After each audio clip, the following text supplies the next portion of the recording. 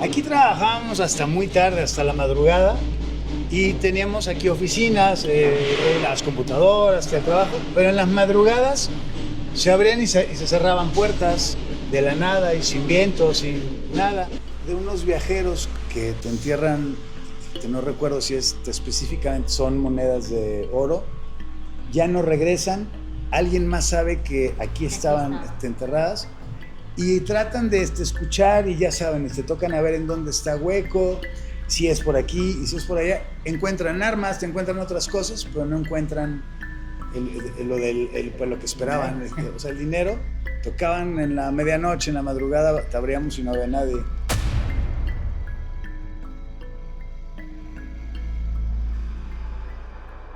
Amigos, bienvenidos al centro de León, Guanajuato.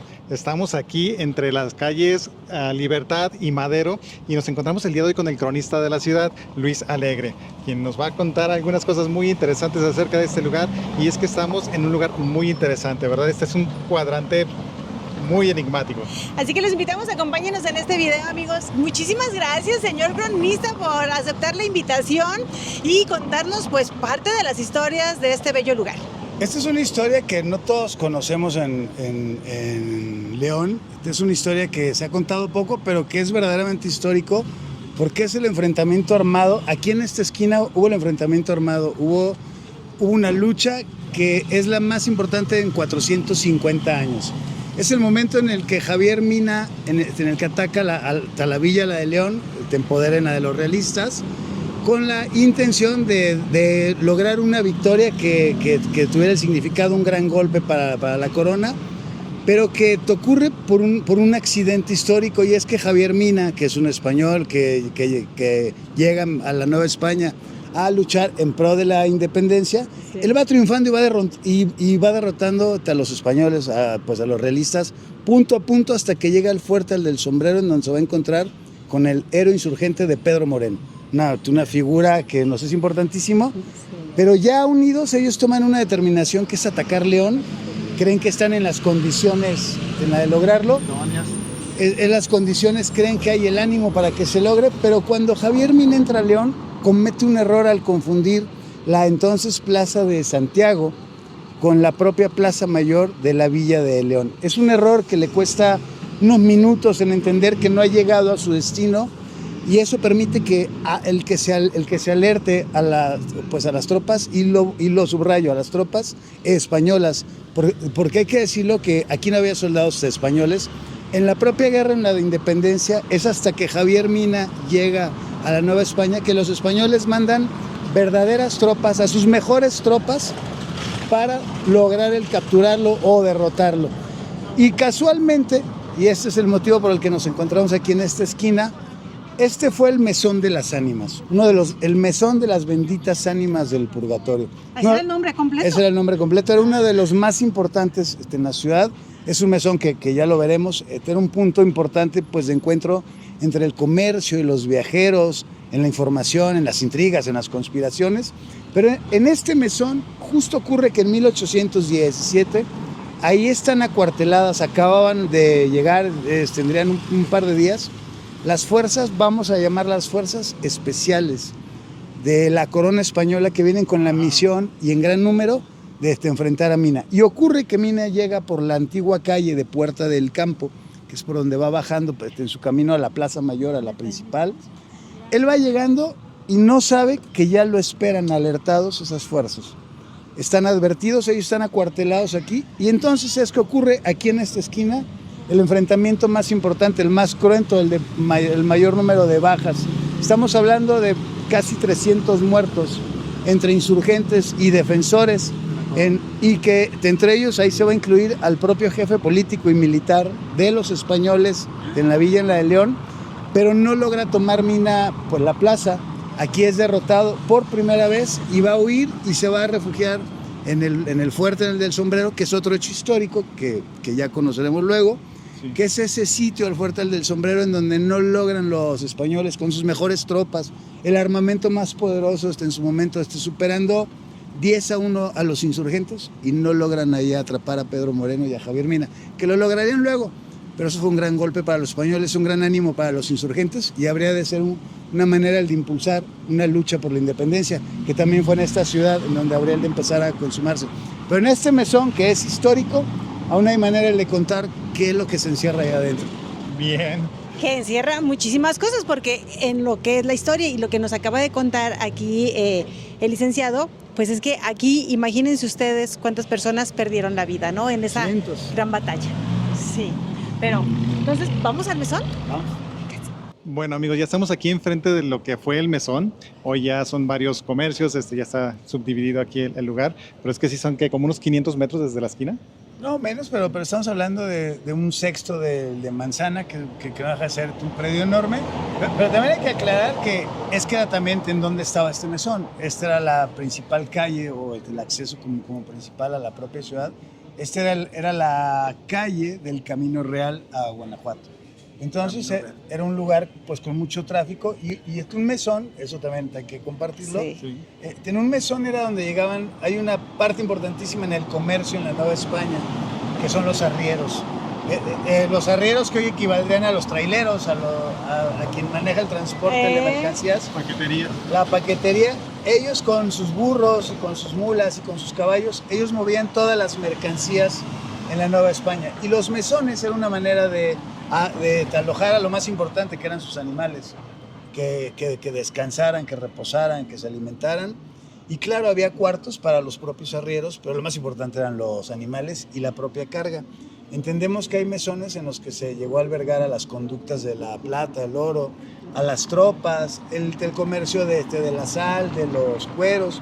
Esos mesones eran sitios en donde confluían el comerciante que va viajando por todos los caminos con sus mercancías, o los arrieros que solo van y las llevan, o los propios militares, o los mensajeros, o los conspiradores, o los contrabandistas. Era una mezcla en donde coincidían en un mesón. Y por eso es que en este mesón, que hay que aclararlo, en la inundación de 1888, va a quedar profundamente afectado, se va a fraccionar, pero entendemos cómo es que funcionaban y por eso es que quiero que lo conozcan. Venga, porque aparte ya nos empezó a llover, miren, llegó la bendición. Y me caían unas gotas de agua aquí en la espalda. Esto es una fracción de lo que fue el mesón de las ánimas. Entendemos que mantuvo una vida comercial como bodegas, como almacenes, en la lógica, como tú bien decías, un poco el equivalente a la paquetería, a la mensajería, sí, a la mensajería hoy en día. Pero entonces, para quienes hemos tenido la suerte el de habitar o de trabajar en un lugar así, que es mi propio caso, a mí me preguntan, ¿y a qué ocurrían cosas? Vamos a ver. Vengan, porque acá vamos a pasar del zaguán y vean ustedes qué hermoso acá hacia el fondo. Aquí trabajábamos antes en otra encomienda, aquí trabajábamos hasta muy tarde, hasta la madrugada, y teníamos aquí oficinas, las computadoras, el trabajo, pero en las madrugadas se abrían y se cerraban puertas de la nada y sin viento, sin nada. En los libreros las propias puertas se abrían y entendíamos que pues era lógico que hubiera otras presencias, pero es justamente ese ánimo el de pensar que hubo aquí tropas que una vez estando aquí solo, y un poco entre la ensoñación de que ya es tarde, está uno trabajando, ya no sabe si se está durmiendo o no. Sí. Y me pareció ir clarito cómo avanzaba gente como marchando. Así como oíamos ahorita el tambor. Sí. Así se siente el tambor, pero así pasando gente, y me asomé y quedaba esa sensación de si pasaron o no pasaron, o lo soñé o lo pensé. Y uno siempre pensaba, bueno, estaba yo cansado. Pero quienes trabajamos aquí, todos llegamos a escuchar ese tipo de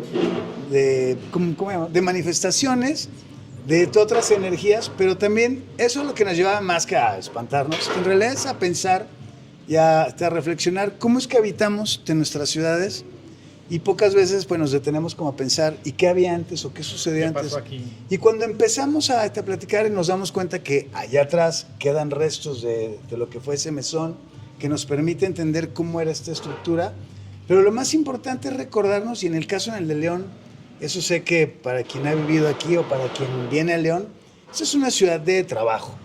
donde el trabajo le da una dignidad, un carácter a las propias personas, a los oficios.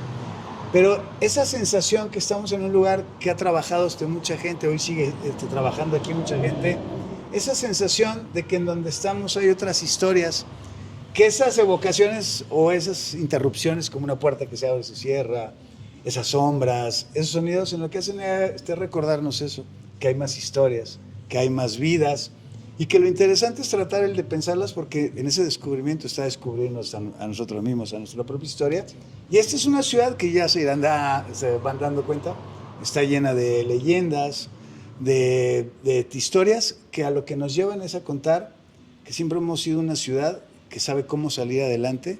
El comercio ha sido una parte importantísima, pero las guerras, los enfrentamientos o los hechos naturales el que nos han afectado, y por eso es que eso es padre, el que queden como registrados, ya sea como leyenda, como fantasmas o lo que quieran, pero que lo que nos recuerde es eso, que tenemos una historia en común, y qué padre que en una oportunidad así hay oportunidad de contarla, compartirla y volverla a recordar. Sí, que no se pierda todo eso, porque qué importante, ¿no? Pero aparte, bueno, algo que me llama mucho la atención es que de lo que estamos contando fue cosas que pasaron, pero que también le pasaron a usted directamente, licenciado. O sea, no es de que aquí dicen que pasa esto, porque a usted le tocó vivirlo en carne propia. Y platicando con los vecinos, pero le pasará como mucho aquí en el Bajío, que preservamos los centros históricos que quedan entre muchas fincas antiguas. Creo que todos tenemos una historia, todos podríamos contar una historia. Y claro que hay leyendas, están escritas. Está el caso de la leyenda del Mesón de las Ánimas, que la elabora don Vicente González del Castillo. Él en lo que nos cuenta es que en este mesón, en su versión original, estaban así los cuartos, pues uno tras otro. Sí. Pero era común que tuviese el que se hospedaba aquí. Y vamos a pensar que no había bancos, que no había cajas fuertes, que no había cajeros. El dinero y los valores, enterrarlo era siempre era una opción. Y entonces hay la leyenda de unos viajeros que te entierran, que no recuerdo si específicamente son monedas de oro, ya no regresan, alguien más sabe que aquí estaban enterradas, y tratan de escuchar, y ya saben, tocan a ver en dónde está hueco, si es por aquí y si es por allá. Encuentran armas, te encuentran otras cosas, pero no encuentran lo que esperaban, o sea, el dinero. Pero lo que se dan cuenta es que en cada cuarto, en cada pared, hay cosas que estaban escondidas, hay ruidos que no habían notado, hay mensajes que están anotados. Y eso es lo que nos habla es de un mesón, que era el sentido, de gente que viene desde muchas partes, esas historias que se entrecruzaban. Y lo que cuenta es que a la entrada de lo que debe haber sido como la principal, justo en la entrada era en donde se oían más golpecitos, pero nunca dieron con el verdadero tesoro. Y cuando estábamos aquí, trabajábamos aquí, decíamos, si nos aparecerá el fantasma y nos dirán dónde está el tesoro, pero nunca vino. Pero sí les llegó a tocar la puerta. Bueno, es que tenemos una aldaba que en las madrugadas sonaba, y claro, uno cuando te tocan al timbre y se asoma y no ve a nadie, uno sabe que fueron los niños que pasaron corriendo. Sí. Aquí cuando trabajábamos aquí, el Amadero todavía no era como tan concurrido, hoy es una avenida que está llena de restaurantes, bares, pero hace muchos años era mucho más tranquilo. Tocaban en la medianoche, en la madrugada, te abríamos y no había nadie. Decíamos, bueno, pues también hay fantasmas bromistas. ¿O qué tal que era el fantasma que venía a dejarles el mensaje? ¿Dónde estaba ese tesoro escondido? ¿Verdad? Sí, les podía haber mandado en WhatsApp, pero bueno. No estaban acostumbrados. Como bien podría ser ese fantasma o alguno de los que quedaron tirados ahí durante la batalla. Claro, digo, estamos hablando así literalmente de cientos de muertos, y que finalmente, digo, es eso, uno no sabe a veces dónde está parado, pero por eso es que todas esas cosas, y lo subrayo, cada quien en su historia, en su ciudad, en su municipio, en su pueblo, en su hacienda, sabe que hay esas historias, y lo bueno es eso, el sentarnos, el reunirnos para que las recordemos, y qué bueno que quede un registro para compartirlas en otras generaciones, a otros familiares, pero que no se pierda ese sentido de las leyendas, porque eso siempre es importante. Ahora va una pregunta muy para usted, porque le tocó vivir esas experiencias de ver cómo pues, se cierra o se abre una puerta, aunque no hubiera viento, aunque no hubiera alguien más que la hubiera cerrado. ¿En algún momento sintió así miedo de decir qué fue? No, creo que lo que nos daba como curiosidad era eso, como saber si verdaderamente había o no. Creo que no hay nada que yo dijese aquí de mala vibra, ni mucho menos. No. Pero sí esa sensación de eso, el de entender que siempre estamos en una frontera entre esas energías que se quedaron atrapadas, esos recuerdos que no se han liberado, esas penas, esos dolores o esas alegrías. Pero la verdad es que te entendíamos como natural en el centro, porque yo vuelvo a lo mismo. Cada persona que haya vivido en un centro histórico sabe que toda casa tiene como sus propios secretos, ¿no? Y no es una excepción aquí en esta casa, en la antigua calle del Camino Real a Guanajuato. O sea, que tiene sus propios habitantes, los nuevos y los antiguos, y los que algún día, y los que ya estaban y que no se han ido, que aquí han quedado. O podrían ser aquellos arrieros que dejaron guardado algo y que aquí dejaron su pendiente y que no se han podido ir. Es un poco el punto. ¿Verdad? El pendiente el que dejaron, claro. Y bueno, digo, este era solo uno de los mesones, pero por lo que se conservó en el recuerdo es justamente por ese enfrentamiento entre Mina con los realistas, que no se le olvidó a nadie el nombre del mesón, el de las ánimas, y sobre todo por el tamaño, era bastante grande. Hoy, si uno sale, creo que son 8 fincas diferentes, en lo que antes era una sola finca con corrales enormes, y atrás estaban las caballerizas, pero yo vuelvo a lo mismo, esa oportunidad de pensar en dónde estamos parados, es lo que nos hace darnos cuenta que esos tesoros de la imaginación, esos tesoros de la identidad y del orgullo, esos sí existen, esos sí son reales y aquí los vemos. Wow. Miren amigos, ahora los invitamos a que contemplen esta parte de la finca, este techo, que es muy interesante, ¿verdad? Cuéntales porque... Era una de nuestras como anécdotas así preferidas, que cuando venía alguien a visitarnos a las oficinas, que le pidiéramos el que volteara, como se los he pedido a ustedes, que volteen al techo y se den cuenta que hay huellas de perro, que hay unas patitas en el propio techo. Claro, lo primero en lo que piensa uno es cómo se subió un perro. ¿Cómo pisó ahí? Y además así tan caprichosamente que las dejó una por aquí, otra por allá. Y claro que pues sí sorprende. En nuestra conclusión es que esas son tejas que estaban originalmente cuando se cosieron, estaban en el piso, están secándose y las debe haber pisado un perro y no las cambiaron, así las dejaron. Pero claro que cuando uno voltea a ver y ver esas huellas en el techo, pues no es lo más usual. Y se convierte en un misterio de cómo llegaron esas huellitas allá arriba. Si uno piensa que llegó el hombre a la luna, pero un perro al techo, pues sí suena como más complicado. Pero de verdad es un lugar, como bien lo dice aquí el cronista, para venir, visitarlo. Pero estos videos sirven para que ustedes conozcan un poquito más a fondo lo que fueron estas fincas, lo que algún día recibieron y lo que nosotros creemos que pueden guardar todavía. Claro, y que cada ciudad tiene estas fincas que son como para presumir, pero a veces en el día a día se nos olvida que tenemos estos pequeños tesoros que cada ciudad tiene, y lo mejor es eso, que los compartamos, eso es lo que se agradece.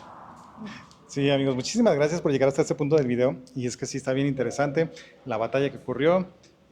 También a lo mejor me voy a adelantar a otro video, pero también hubo una parte en la que aquí hubo una inundación, ¿verdad? Que subió bastante el agua. La más trágica en toda la historia de León, el 18 de junio de 1888.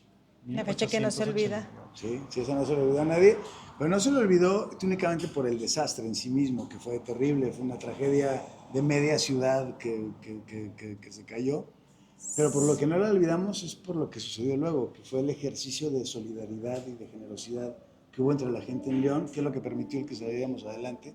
Fue una elección que marcó a la propia historia en León, pero la marcó además porque el punto era que la gente el que volviera a trabajar. O sea, no era solo el acto filantrópico de darle un albergue o tu comida de hoy. No, el punto era que cómo hacer para que volvieran a trabajar.